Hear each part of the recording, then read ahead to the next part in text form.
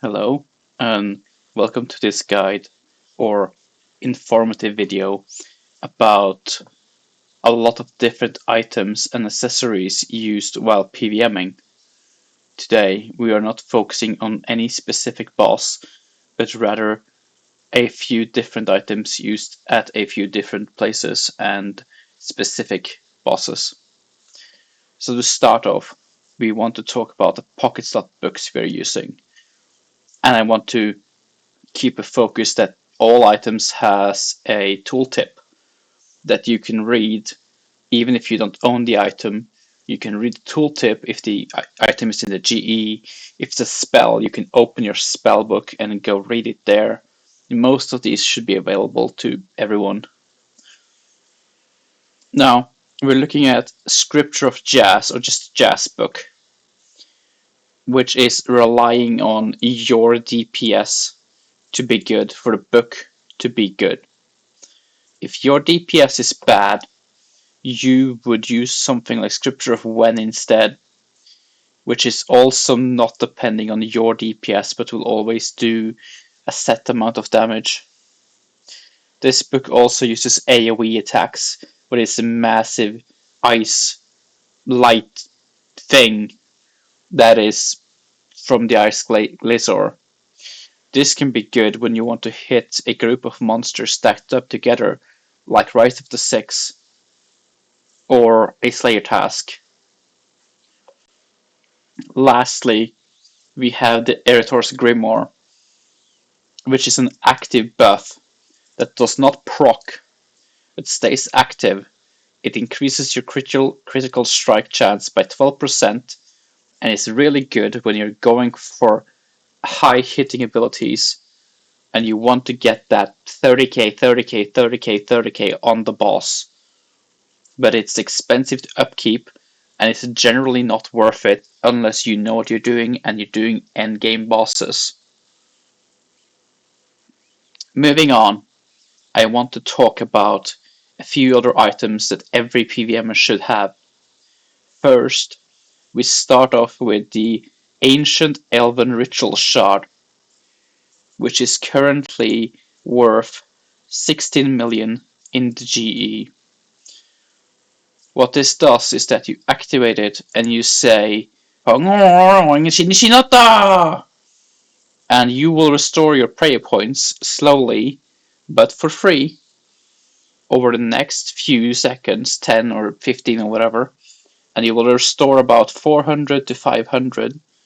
I forgot the exact numbers, but it says 37% of your total prayer points over 30 seconds, and it's a 5-minute cooldown.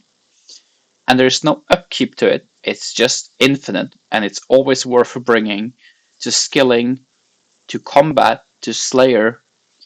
It might even have a use for clues, but anyway, if you have the spare money, grab this item and use it everywhere.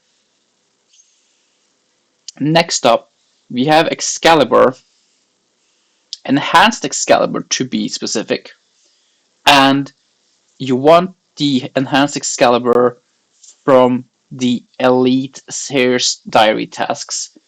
Even though you get it from the hard tasks, the Elite tasks will double the effect, which is simply, as the tooltip states, on activations, heals 4% of your maximum life points 10 times over for 40%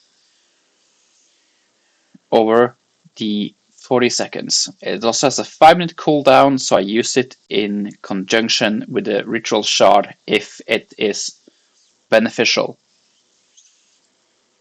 You can ignore the perks, they don't matter. All you do is click Activate and you say whatever phrase you have, and you will heal if you don't have max life points.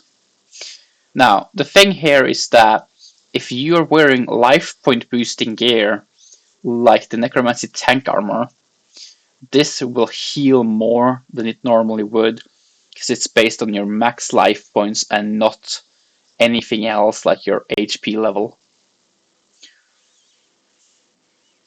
Moving on, we will speak about amulets and why different amulets are better in different places. Starting up with the Amulet of Soul, it's basically making protection prayers do 60% protection instead of 50, and it makes Soul Split heals a bit more than normal. Honestly, it's what you should get when you start out PVMing and you get some money and you have great weapons and you want a good amulet. You want to get this one. You do not want to get a Blood Fury if you can get this one and you have Soul Split unlocked. A few other ones I brought with me is the Desert Amulet 4. It's a melee specific amulet which works in combination of the Keris. On the Kalphite Queen or the Kalphite King, these two together will do surprisingly a lot of DPS, comparable to best in slot necromancy, and will crit a lot and somehow ignore Kalphite King's massive defense stat, which is really niche and is still depending on the Keris and melee to work or be useful. So most people will not use this or have a use for this at all, but it's worth mentioning. Now we have the necklace of Salamancy that you get from It is a amulet or a necklace that only works on dinosaurs, which does not include Raksha, but it does include the matriarchs. And as the tooltip says, on damage attacks, plus 15% accuracy and damage against dinosaurs. Provide a 3% improvement to drop chance from Rex matriarchs as well. So this is mainly useful for the Rex matriarchs, but it's also useful for some of the dinosaurs on the Anachronia for your Slayer task, or grinding out your like bones or whatever you need, ribs, or the statue pieces, or anything like that. They really do help if you get these, but they take a lot of time to get unless you're lucky. Now, moving on to what most high-level PVMers use most places, and that is the Essence of Finality, which is made by combining the Amulet of Soul, the Reaper Necklace, and the Alchemical Onyx with some other things. And it will have the stats of, well, it has best in slot stats. The stats are big. Big prayer, big damage. It has the effect of Amulet of Soul. It also has the hit chance effect of Reaper Necklace. And you can put a weapon in it, and whatever that weapon is will scale to your equipped weapon, and you can use that weapon special attack if you equip it. So I equip it, and I put it on my bar, like here, and I activate it. If I am attacking something that would use my stored tier 90 weapon special attack, but it will scale to my tier 95 equipped weapon and deal more damage than it normally would. Which is the best amulet you can have in the game, and depending on what style you use, you want to have more than one. For melee, you want to have like 3 or 4. For range, you want to have 4. Magic, you want to have 1 or 2. Necromancy, you only want to have 1 so far, but definitely something you want to pick up.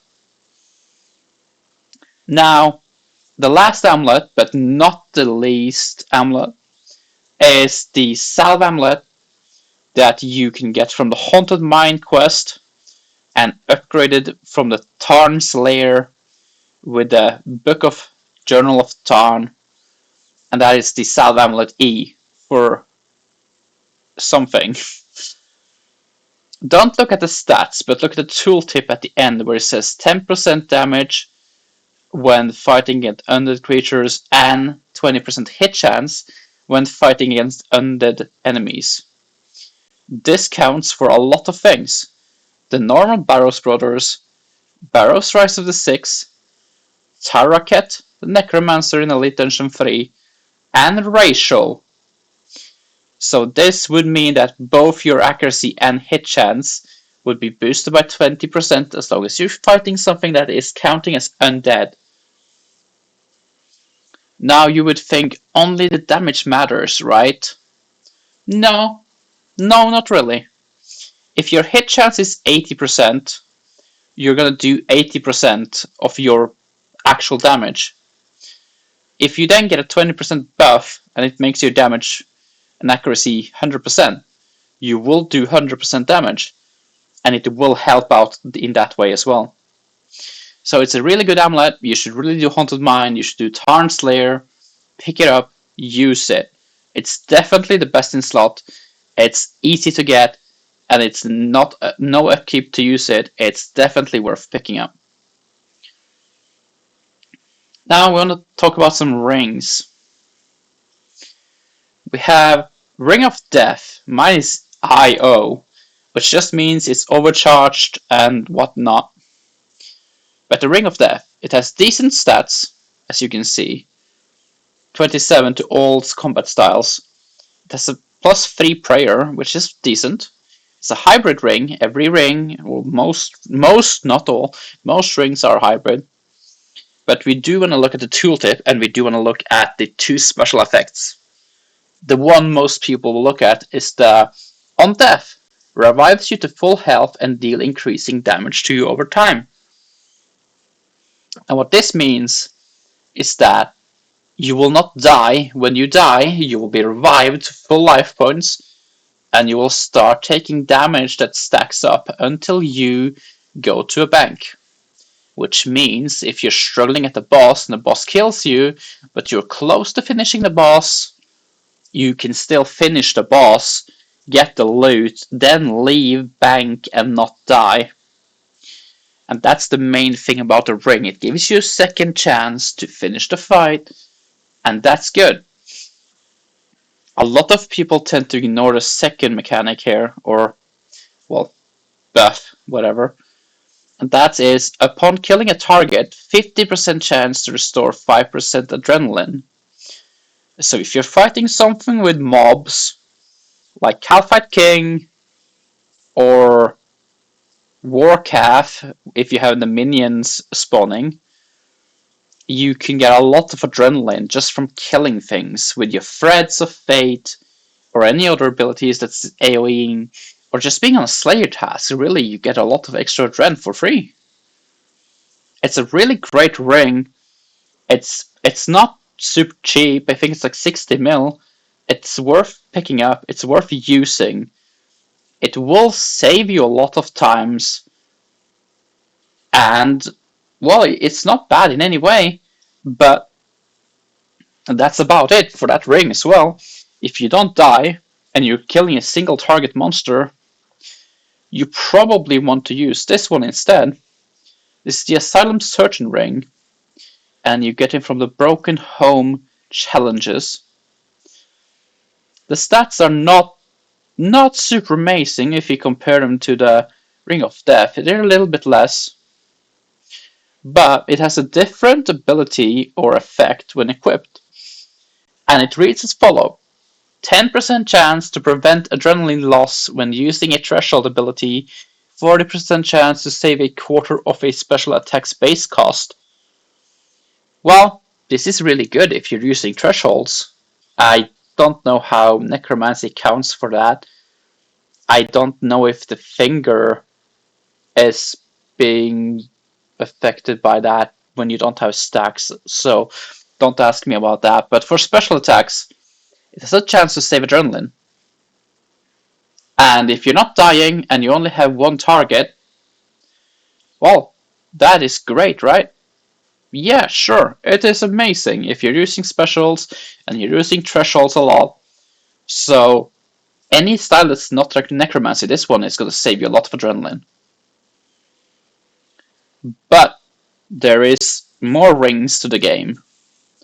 There is rings I don't want to talk about in this video, which are one of each specific rings for the old combat styles, melee, range, and magic. But we want to speak about this last ring today, and that's a Reaver's ring. It costs about 110 mil right now in the GE, so it's a bit costly. And its stats are, well, the stats are great. It even has some armor. It's a hybrid ring, it has prayer bonus, it has all the good thing. But its effect grants you a 5% critical strike chance and reduces hit chance by 5%. So what does this mean? It means that you have a 5% chance to do critical strikes. Well, no, that's not right. Not 5%, but 5% increase. So if you want to hit crits, like with a Grimoire, you can put on this ring, you can put your Grimoire, and you will crit a lot more. And critting is like hitting a max hit, but even higher than the max hit. So all the combat system would be you hit a 10k, and you would crit a 12k. Now the max hits are 30k for all styles. So if you crit, you just simply hits higher than your max hit, which is hard to explain. There's a downside to this ring as well, though. That is the negative 5% hit chance. So if you're using it as somewhere like a Rago, you need to be careful and use your other hit chance buff like a Status Warhammer, Invoke Lord of Bones, which I have right here, or your Nihil Familiar, which also boosts your hit chance by 10%, which I will speak about in another video. But yeah, these are the rings, and this is some of the information for some of the items. And well, thank you for listening or watching the video on some PVM items. I will be back with a part 2, maybe a part 3. Bye!